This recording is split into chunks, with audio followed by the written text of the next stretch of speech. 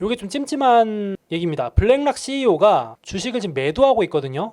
이게 조금 안 좋은 얘기인지 우연의 일치인지 그 얘기 좀 해보려고 하는데요. 세계 최대 자산 운용사거든요. 이 블랙락이. 이 CEO가 올해는 처음으로 주식을 팔았는데 정확히는 작년 하반기부터 2022년 8월부터 주식을 계속 팔고 있어요. 제가 가격을 보니까 딱 요 구간이 오면 계속 팝니다. 아니 근데 블랙락이 지금 고점 대비 30% 넘게 빠져가지고 주가가 뭐 비싸다고 하기는 그렇거든요. 그러니까 최고점에서 팔면은 뭐 고점 매도라 그러겠는데 여기서 계속 파니까 좀 찜찜한 거죠. 그래서 지금 월가에서도 이런 기사들이 많이 나오고 있는데 찜찜하다. 왜 팔지? 아니 뭐 블랙락 CEO가 팔 수도 있죠 하실 수 있는데 이게 제가 왜 이걸 의미부여를 해보고 싶냐면 현 시점에 월가에서 백악관 내부 분위기를 가장 잘 아는 기관을 뽑으라면 저는 블랙락을 뽑을 거거든요. 왜냐면 이 블랙락이 현재 백악관의 요직을 다 장악하고 있습니다. 경제 분야. 그래서 오죽하면 블랙락의 백악관이라고도 하는데 보시면 이 블랙락 CEO도 재무부 장관하고 이렇게 어깨동무하고 있는데 백악관의 경제위원회 위원장도 블랙락 출신이고요. 재무부 장관의 오른팔, 여긴 없지만 재무부 장관의 부장관도 블랙락 출신,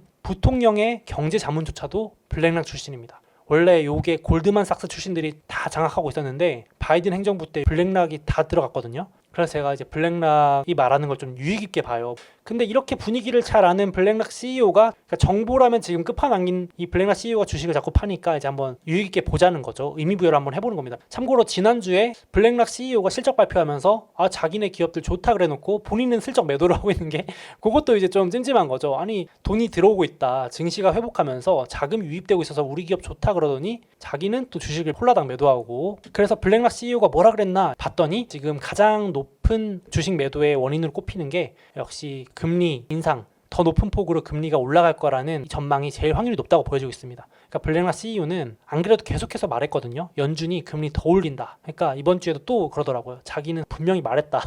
그러니까 백악관에서 들은 게 있는지 백악관 내부 분위기를 아는지 모르겠는데 연준이랑 백악관이랑 다 이게 얘기하면서 정책 결정하잖아요. 그러니까 연준 금리를 두세 번은 더 올릴 거래요. 와, 이러면 지금 증시 시나리오가 완전 다 뒤집히는 겁니다. 왜냐면 지금 다들 속마음으로 야 이제 금리 거의 다 왔다, 끝나간다, 동결 아니면 한 번 남았다라고 그러고 생각하고 지금 위험 자산에 투자를 했는데 완전히 두세 번은 말이 안 됐던 거죠. 지금 시나리오에 없었던 거죠. 그러니까 지금 더 올린다. 그 원인은 인플레가 생각보다 높게 유지된다는 거죠. 지금 물론 그거 말고 내부적으로 뭔가 문제가 있어서 뭔가 터질 수 있다는 우려 때문에 팔았을 수도 있습니다만은 지금 요게 제일 주목을 받고 있습니다. 고인플레. 그래서 실제로도 지금 기준금리가 5까지 올라갔잖아요. 근데 여기서 두 번, 세 번을 더 올리면요 5.5에서 5.75입니다. 와, 그러면은 진짜 이 금융위기 전보다도 한참 높아지는 거고 닷컴버블 직전에 올렸던 6%대까지도 거의 근접하는 거거든요. 이러면 증시가 버틸 수 있을까 싶기도 한데 꾸역꾸역 잘 버티고 있습니다만은 본인은 주식을 이래서 팔았나 싶기도 한데 마침 또 지금 다시 월가에서 인플레가 다시 반등한다는 얘기가 나오고 있어요. 물가 잡혔다 그랬는데 지금 다시 지금 인플레 심리가 꿈틀대고 있거든요. 이게 선행지표입니다. 인플레 선행하는 미국 국민들의 인플레 심리가 튀어오르고 있어요. 다시 꿈틀하고 있어요. 물론 일시적일 수 있습니다만 이게 꿈틀대고 있다는 것도 조금 걱정스럽고 인플레 심리가 안 잡히면 물가 계속 오르거든요. 요즘 안 그래도 주식도 오르고 거래량도 늘고 지금 한국도 B2가 1년 최고치로 급등하고 있다고 기사 나오더라고요. 위험 수준까지 올라왔대요. 신용융자, 코스닥 급등하고 이러니까 그런 것처럼 미국도 이렇게 주식도 오르고 막 이러니까 심리가 또 오르는 거죠. 그래서 블랙락 CEO가 지금 이런 상황에서는 물가가 4%대 밑으로는 또 어렵다고 강조하더라고요. 그래서 여기도 기사 제목 보시면 다시 이제 고물가 우려가 부상하고 있다. 여기가 연준 목표인데 여기까지 아니더라도 지금 4%대 이하로는 잘 내려오기가 쉽지 않대요. 여기 4%거든요. 지금 미국의 CPI 근원 물가 5%대, 금요일날 발표할 PCE 물가도 4.6인데 지금 전망도 4.5고 하반기까지도 쉽게 이게 4 밑으로 내려오기 쉽지 않다라는 거예요. 지금 블랙락 CEO 입장에서는 월가도 지금 이렇게 포지션이 좀 바뀌어가고 있습니다. 불과 지난달까지만 해도 물가가 막 잡힌다 그러더니 이제는 또 고물가가 유된다 포지션으로 약간 증시 분위기가 살짝 바뀌면서 또 이제 금리 더 올린다 쪽으로 분위기가 갑자기 옮겨가고 있죠. 그래서 이 부분도 한번 참고해 두실 필요가 있을 것 같은데 아니 유럽도 잡힌다더니 근원 물가가 최고치를 뚫었습니다. 잡히는 게 아니고요. 물가 상승률이 더 올라갔어요. 근원 물가 5.7 최고치 경신입니다. 영국은 물가 두 자릿수까지 올라가고요. 생각보다 한참 안 내려오고 근원 물가도 높은 상황. 그래서 지금 다시 월가에서도 주요국 긴축이 끝난 게 아니었다 이런 식으로 살짝씩 멘트가 바뀌는 느낌이 좀 듭니다. 분위기가 전환되고 있어요. 그래서 주요국 긴축이 더 길어질 가능성이 다시 늘어나고 있다. 이것도 좀 참고를 해보실 필요가 있을 것 같아요.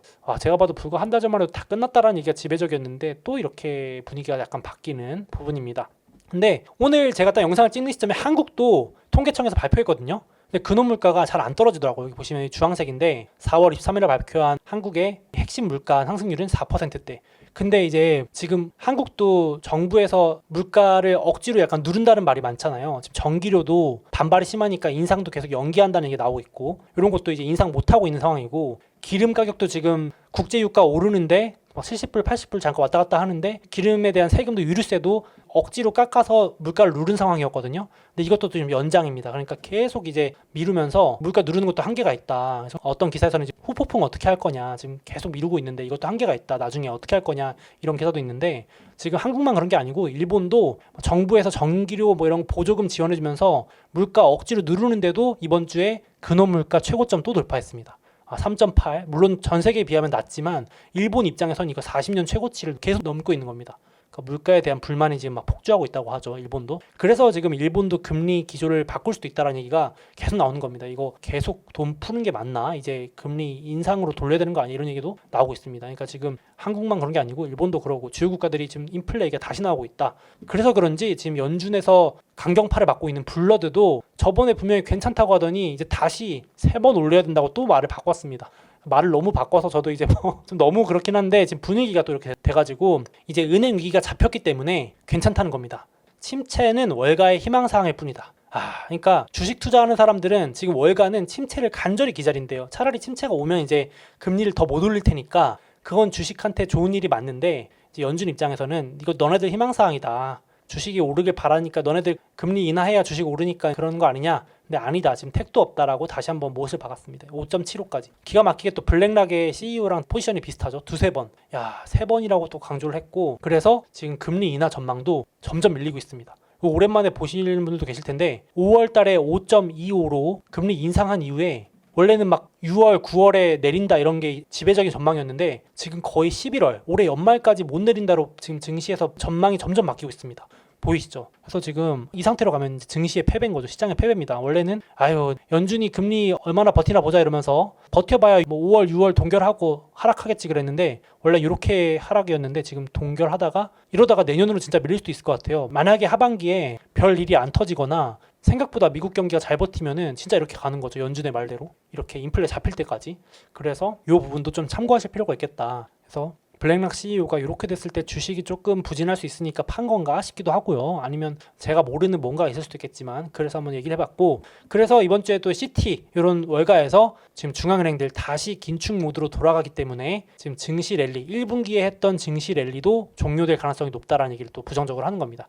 연준이 이렇게 늘어나면 돈 푼 건데 돈 줄이다가 은행 위기 때문에 최근에 돈 풀었다가 요 푼 거 덕분에 증시가 올랐는데 요거 지금 다시 내려가고 있습니다. 연준이 다시 긴축 모드에 몰두하고 있기 때문에 지금 요 기대감으로 올랐던 거 다시 내려올 수 있다. 이렇게 얘기를 하는 겁니다. 참 이거 진짜 지치는 얘기네요. 생각보다 진짜 긴 싸움입니다. 진짜 이거 가지고 얘기를 하고 있는 것도 참 지루한 싸움인데, 결국은 아이러니하게도 기대감이 사라지면서 다시 돈 회수에 대한 우려가 커지면서 증시도 좀 랠리를 맞출 수 있다. 이런 얘기가 나오고 있습니다. 그래서 펀드 매니저들도 이번에 설문조사에서 지금 증시가 바닥 쳤다는 얘기가 나왔는데 다시 주식을 줄이고 있습니다. 그러니까 이제 이거 은행 위기 빨리 잡혔네, 미국 경기 버티겠네, 연준이 금리 안 내리겠나 하면서 다시 주식을 팔고 주식 비중 최저치로 또 내려갔다는 이번 설문조사도 나왔습니다. 참고 정도 하시면 될 것 같아요. 이렇게 좀 부정적인 포지션으로 다시 바뀌었다. 근데 이 얘기를 왜 하냐면은 제가 생각했을 때는 이걸 보면서 좀 느끼는 게, 블랙락 CEO가 만약에 연준이나 백악관 내부의 의견을 듣고 말한 거였다면 제가 좀 끼워 맞춰보자면, 돌아오는 주에 아마 영상 보시는 시점에 발표를 했을 텐데 바이든이 25일 날 재선에 도전 발표한다고 선언했거든요. 제가 봤을 때도 딱 예상되는 시나리오가, 올해는 어떻게든 위기를 틀어막고 인플레를 잡아야 되니까 고금리를 유지한다. 5%대에서 유지하고 이제 경제가 막 정말 힘들어하겠죠. 끙끙대면서 내년에 박살나고 이러면 대선이 딱 있잖아요. 대선 앞두고 내년 1분기에 경제 부양을 하면서 금리 인하하고 유동성 공급하고 하면은 봐라, 내가 미국 경제 살렸다, 인플레도 잡고 경제도 살린 대통령이다라고 할 수 있으니까, 만약에 바이든이 재선을 앞두고 있다면 이런 시나리오로 가는 게 일단 기본적이지 않을까, 그럴 수도 있지 않을까 싶어요. 그래서 어떻게든 올해는 은행 위기 틀어막은 것처럼 쇼크를 막고 침체도 최대한 약하게 어떻게든 막아서 미루고 밀어서 올해까지는 버텨보지 않을까. 인플레 진짜 잘 잡아야 되니까 물가 못 잡으면은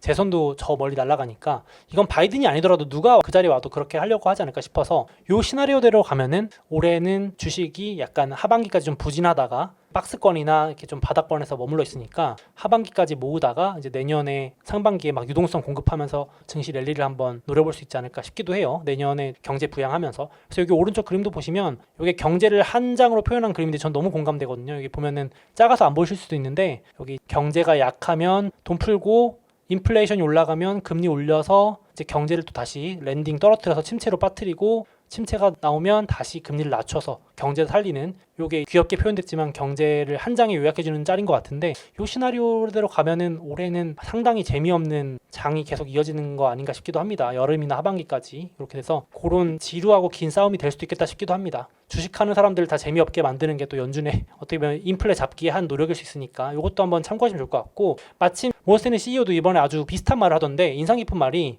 지금 침체가 문제가 아니고 연준이나 백악관 입장에서는 인플레가 이렇게 높게 유지돼 버리면은 훨씬 더 깊고 긴 불안과 고통이 오기 때문에 그렇게 놔둘 수가 없다라는 거예요. 그래서 올해 어떻게든 금리를 안 내리려고 할 거랍니다. 지금 증시 부양이 중요한 게 아니고 내년 대선을 앞두고 있기 때문에 연준이나 백악관이 얘기를 한다면 이렇게 갈 가능성이 높다. 그래서 올해 어떻게든 위기 틀어막고 한두 번 더 금리를 올려서 인하 안 하고 버틸 거다. 그러니까 안 하는 게 아니고 못 한다. 계속 버틸 수밖에 없다라는 얘기를 하더라고요. 그래서 상당히 공감이 됐습니다. 그러니까 저도 요즘 생활 물가 오르면 정말 고통스럽잖아요. 그러니까 그게 더 끔찍하고 심한 고통이다. 서민들이나 국민들한테는 그런 얘기를 하더라고요. 그래서 증시에는 상당히 안 좋고 부정적인 얘기일 수 있겠죠. 그래서 이게 반영돼서 월스트리트저널이 이번 주에 설문조사 해보니까 연준 금리 인하 가능성이 올해 말에서 내년 1분기로 다수로 밀려버렸습니다. 이런 얘기들이 이제 돌면서 반영이 된 거겠죠. 3개월 전에 설문할 때만 해도 올해까지 금리 인하가 다수였는데 이제는 전망의 절반 정도가 내년 1분기로 밀렸습니다. 그러니까 이게 만약에 올해 하반기에 뭔가 정말 충격적인 쇼크가 안 나오거나 뭔가 부러지지 않으면 연준은 어떻게든 버틸 것 같다는 생각이 좀 저도 들긴 합니다. 그래서 블랙락의 CEO가 이런 것들을 듣고 얘기를 한 걸 수도 있고, 이런 관점에서 주식을 매도한 것도 조금 좋지는 않다,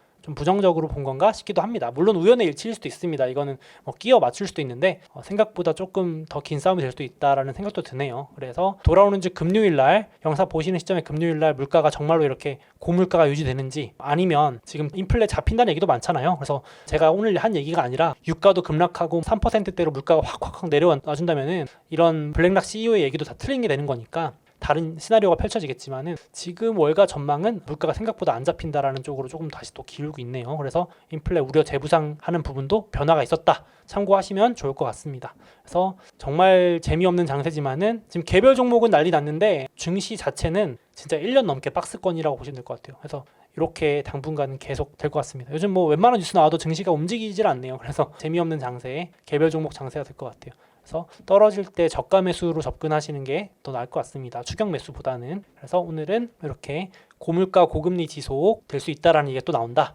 그거랑 돌아오는 주 빅테크 실적, 그리고 앞서서 G7 규제 나올 수 있는 것들 리스크 한번 점검해봤습니다. 그래서 긍정적인 요소들은 여기 적어놨으니까 참고하시면 좋을 것 같아요.